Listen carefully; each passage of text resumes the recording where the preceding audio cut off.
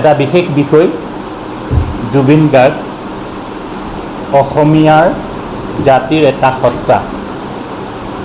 এই সত্তাটোক আমি সন্মান কৰিবৰ নিমিত্তে অসম সাহিত্য সভাই এটি অভিধা জ্ঞাপন কৰিব বিচাৰিছে।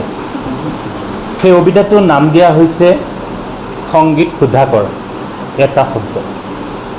এই সংগীত সুধাকৰ জুবিন গাৰ্গৰ প্ৰতি অৰ্পণ কৰি আমি জুবিন গাৰ্গক ভাল পোৱা মানুহবোৰে অসমীয়া বুলি কৈ গৌৰৱ কৰা মানুহবিলাকে এটা সন্তুষ্টি ল'ব বিচাৰিছোঁ, যি সন্তুষ্টিয়ে কেৱল জুবিন গাৰ্গকেই নহয়, সেই সন্তুষ্টিয়ে অসম মুলুকত বসতি স্থাপন কৰি থকা গানক ভাল পোৱা, সংগীতক ভাল পোৱা, জুবিন গাৰ্গৰ কাম কাজক ভাল পোৱা, জুবিন গাৰ্গৰ প্ৰতি অনুৰক্ত ন পুৰণি সকলোৱেই ভাল পাবৰ কাৰণে এই অভিধা অসম সাহিত্য সভাই মানুহৰ হৃদয়ৰ মাজত সংস্থাপিত কৰিব বিচাৰিছে। অহা 30 জুলাই তাৰিখে অসম সাহিত্য সভাৰ গুৱাহাটী কাৰ্যালয়ৰ লক্ষীৰাম বৰুৱা সদনত আমি এই অভিধা আনুষ্ঠানিকভাৱে পৰিয়ালৰ হাতত, গুণমুগ্ধৰ হাতত, অনুৰক্তসকলৰ হাতত আমি অৰ্পণ কৰিম। এই অভিধা প্ৰদান কৰিব অসম সাহিত্য সভাৰ মাননীয় সভাপতি ডক্টৰ বসন্ত কুমাৰ গোস্বামী ছাৰে, আৰু এই অনুষ্ঠানত উপস্থিত থাকিব অসম সাহিত্য সভাৰ উপসভাপতি শ্ৰীযুত পদুম ৰাজখোৱাদেৱ। আমি ইতিমধ্যে পৰিয়ালৰ লগত কথা বতৰা পাতিছোঁ।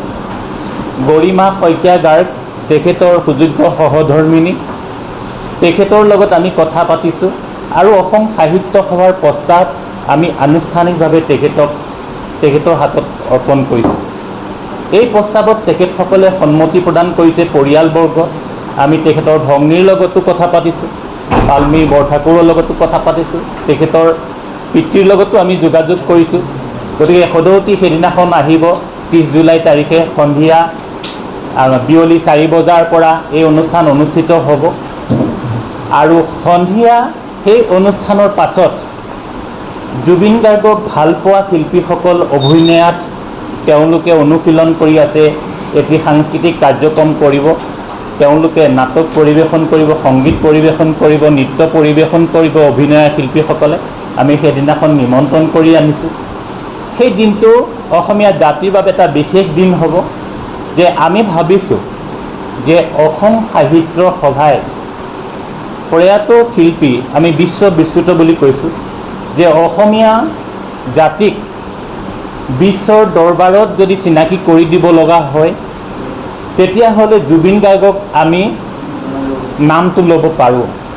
যে তেওঁৰ মৃত্যুৰ পাছত অসমীয়া জাতিক পৰিচয় দিবৰ কাৰণে অন্য কোনো প্ৰয়োজন নাইকিয়া হৈ গ'ল। তেওঁৰ সেই যাত্ৰাত, শেষকৃত্য যাত্ৰাটোত যিমান সংখ্যক মানুহ হ'ল, সেইটোৱে হৈছে বিশ্বৰ আটাইতকৈ সবল শক্তিমান জাতি অসমীয়া হিচাপে পৰিগণিত হৈ ৰ'ব।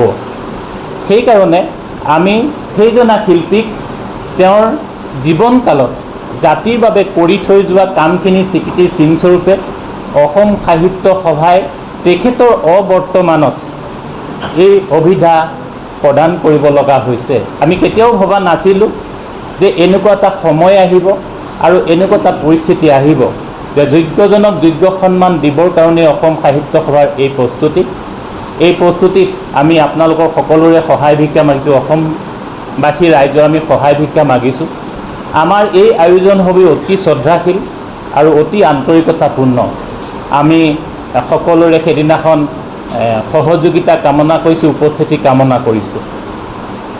অসম সাহিত্য সভাৰ লগত আমি পৰিয়ালৰ লগত প্ৰস্তাৱ দিছোঁ।